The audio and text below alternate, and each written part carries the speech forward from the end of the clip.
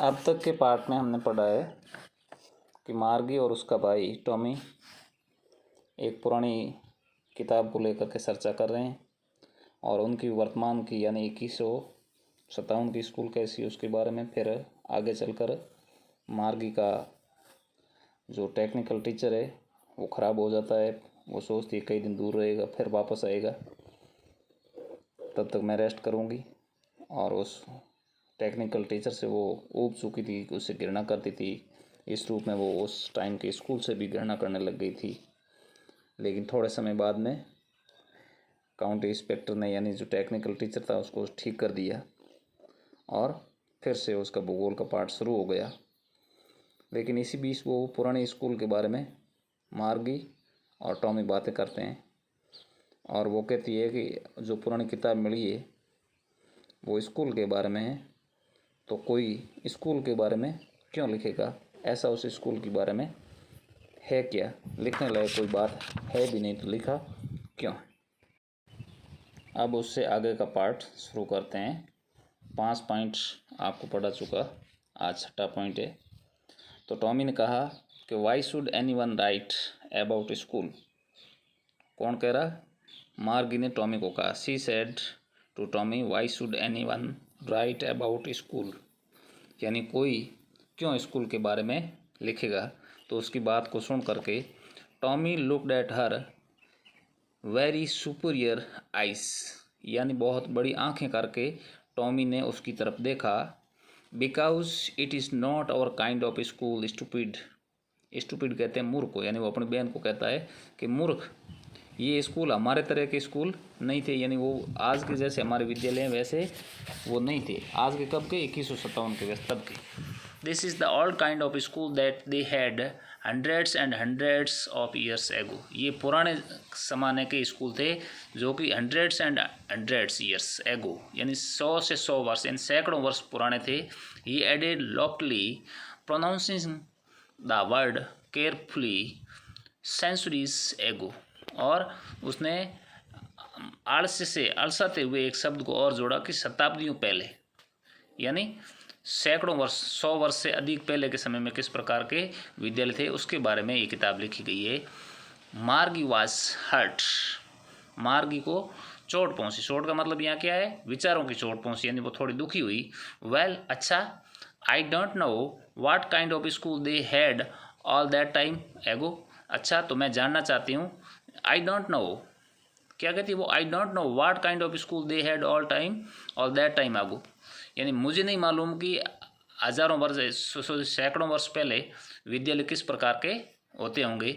She read the book over A shoulder for a while, उसने अपने भाई के कंधे पर किताब को रख करके कुछ समय के लिए पढ़ा।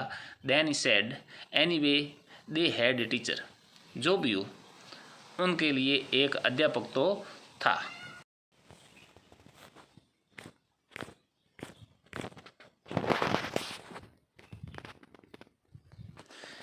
Sure, they had a teacher, but it was not a regular teacher, it was a man. निश्चित रूप से उनके भी एक अध्यापक या शिक्षक होता था, लेकिन but it was not a regular teacher, ये कोई नियमित अध्यापक नहीं था। यानी जैसा कि मार्गी और टॉमी के वो मशीनी शिक्षक था, वैसा वो एक ही आदमी हमेशा शिक्षक उन पुराने ज़माने के लिए नहीं होता था। वो कौन होता था? इट वाज ए मैन, यह एक आदमी था। यानी उस ज़माने में जब वो 2157 में बात कर रहे हैं तो उस पुरानी किताब के जो स्कूल की बात कर रहे हैं, उस ज़माने में टीचर कौन था? एक आदमी। ए मैन, एक आदमी, यानी असंभव करते वो पूछती है कि एक आदमी, how could a man B a teacher, एक आदमी अध्यापक कैसे हो सकता है, यानी एक शिक्षक आदमी कैसे हो सकता है। Well he just told the boys and girls things and gave them homework and asked them questions. और अच्छा, वो भी क्या करता था? He just told the boys and girls things, यानी वो जो शिक्षक होता था वो लड़कों और लड़कियों को, यानी लड़के लड़के जो पढ़ते थे उनको सारी चीज़ों के बारे में बताता था। And gave them homework and asked them questions, और उनको वो गृह कार्य भी देता था और प्रश्न भी पूछता था। A man is not smart enough, एक आदमी इतना होशियार कैसे हो सकता है, इतना समझदार कैसे हो सकता है। श्योर ही इज़, लेकिन वो निश्चित रूप से ऐसा होता था। My father knows as many as my teachers, मेरे पिताजी क्या जानते हैं, knows as much as my teacher, यानी उनके जो पिताजी है, किसके पिताजी, टॉमी और मार्गी के, वो उतना अधिक जानते हैं जितना कि उनका टीचर, उनका टीचर कौन है, वो मैकेनिकल टीचर, यानी उससे भी उसके पिताजी अधिक जानते हैं। He knows almost as much I बेचा, यानी जितना हम समझते हैं उस शिक्षक को, मशीनी शिक्षक को, उससे कहीं अधिक, ऑलमोस्ट एज मच, उससे बराबर। बेचा का अर्थ होता है सूचनाएं, यानी जितनी सूचनाएं उस टेक्निकल टीचर के अंदर भरी हुई है उतनी बातें उसके पिताजी को भी याद रहती है, वो भी बोल सकते हैं। Margie was not prepare to dispute that, Margie इस बात पर अधिक विवाद नहीं करना चाहती थी। She said I would not want a strange man in my house to teach me, यानी वो कहती है कि पुराने ज़माने में आदमी शिक्षक होता था, लेकिन मैं मेरे घर में किसी अजनबी आदमी को शिक्षक के रूप में नहीं देखना चाहती। टॉमी स्क्रीम्ड विथ लाफ्टर, तो उसका भाई जो टॉमी था वो चीख करके ज़ोर से हंसा। यू डोंट नो मच मार्गी, the teachers did not live in the house, मार्गी तुम बहुत अधिक बातें नहीं जानती हो, वो टीचर घर के अंदर नहीं रहता था। तो जैसा कि हम आज देख रहे हैं 21वीं शताब्दी में 2021 के अंदर, तो हमारे शिक्षक घर में रहते हैं नहीं, वो शिक्षक अपने घर में रहते हैं, केवल पढ़ाने के लिए बच्चों को आते हैं। लेकिन जो टॉमी और मार्गी का स्कूल था उसके अंदर, उसके कमरे के अंदर ही वो मैकेनिकल टीचर हमेशा रहता था। इसलिए वो मार्गी कहती है कि क्या टीचर हमारे घर में रहेंगे, मैं तो एक अजनबी आदमी को अपने घर में टीचर नहीं रखना चाहूँगा। तो टॉमी कहता है कि नहीं, वो घर के अंदर नहीं रहते थे।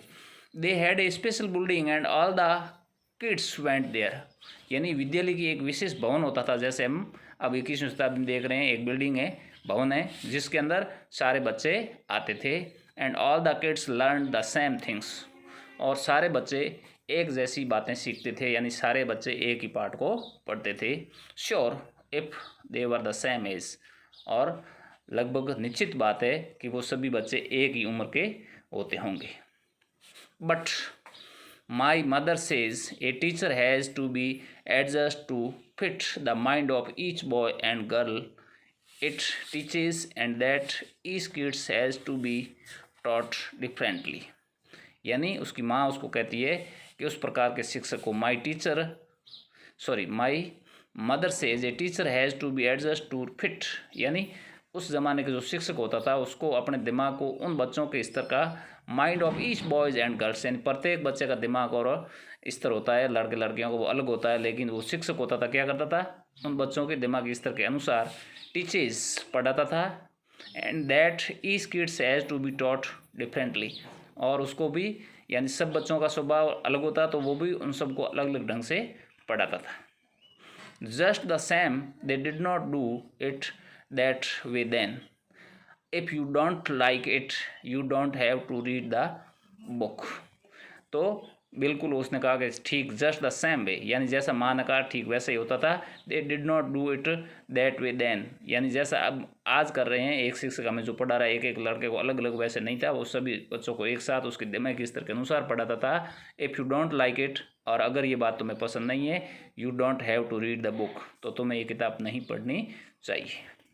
I didn't say I did not like it, मैं ये नहीं कहती कि मुझे ये पसंद नहीं है। मार्गी सेड क्विकली, मार्गी ने तेज़ी से कहा। She wanted to read about those funny schools, वह इस प्रकार के स्कूल, फनी यानी रोचक, आनंददायक स्कूलों के बारे में और अधिक पढ़ना चाहती थी, क्योंकि उनका शिक्षक तो कमरे में था। लेकिन पुराने ज़माने के शिक्षक कैसे थे, टीचर कैसे थे, स्कूल के अंतर्गत आते थे, सारे बच्चे एक साथ बैठते थे, इसलिए वो और आनंदित हुई, उसको रोचक लगा, इसलिए वो उसके बारे में और अधिक पढ़ना चाहती थी। They were not even half finished man when Margie's mother called, यानी उन्होंने उस किताब को आधा तक नहीं पढ़ा था, पूरी किताब नहीं पढ़ी थी, आधी किताब पढ़ी थी। लेकिन इसी बीच उसकी माँ ने मार्गी मदर्स कॉल्ड, यानी उसको बुलाया, किसको, मार्गी स्कूल, यानी मार्गी तुम्हारे स्कूल का समय हो गया है। अब उनकी स्कूल कहाँ थी भाई, कमरे के अंदर ही, वो टीचर मैकेनिकल। मार्गी लुक्ड अप, मार्गी ने उसकी तरफ देखा। नॉट इट मम्मा, यानी मम्मी अभी स्कूल का समय नहीं हुआ है। नाउ सैड मिसेज जॉन्स, अभी मिसेज जॉन्स ने कहा नहीं, समय हो गया है। And it is probably time for Tommy too, और संभवतः टॉमी के विद्यालय का भी समय हो गया है। मार्गी सेड टू टॉमी, मार्गी ने टॉमी से कहा, can I read the book some more with you after school, यानी अब वो कमरे में पढ़ने जा रहे थे तो उसने कहा कि क्या मैं स्कूल के बाद तेरे साथ बैठ करके इस किताब को और अधिक पढ़ सकती हूँ। मे बी ही सेड नॉनसेंसली, यानी अड़साते हुए उसने कहा हाँ मे बी हो सकता है। ही वॉकड अवे विस्लिंग, और वो सीटी बजाते हुए चल दिया। The dusty old book tucked beneath his arm, और वो जो पुरानी धूल से भरी हुई पुस्तक थी वो अपनी भुजाओं के अंदर यानी हाथों में पकड़े हुए थी। मार्गी went into the classroom, school room, यानी मार्गी का जो स्कूल का कमरा था अपने घर के अंदर ही, उसके अंदर गई। It was right next to her bedroom, और ये कमरा ठीक उसके सोने के कमरे के पास था, यानी शयन कक्ष के पास था। And the mechanical teacher was on the waiting for her, और मशीनी शिक्षक वहाँ उसका इंतज़ार कर रहा था। It was always on at the same time every day except Saturday and Sunday, और शनिवार और रविवार को छोड़ करके हमेशा उसके लिए ऐसा ही होता था।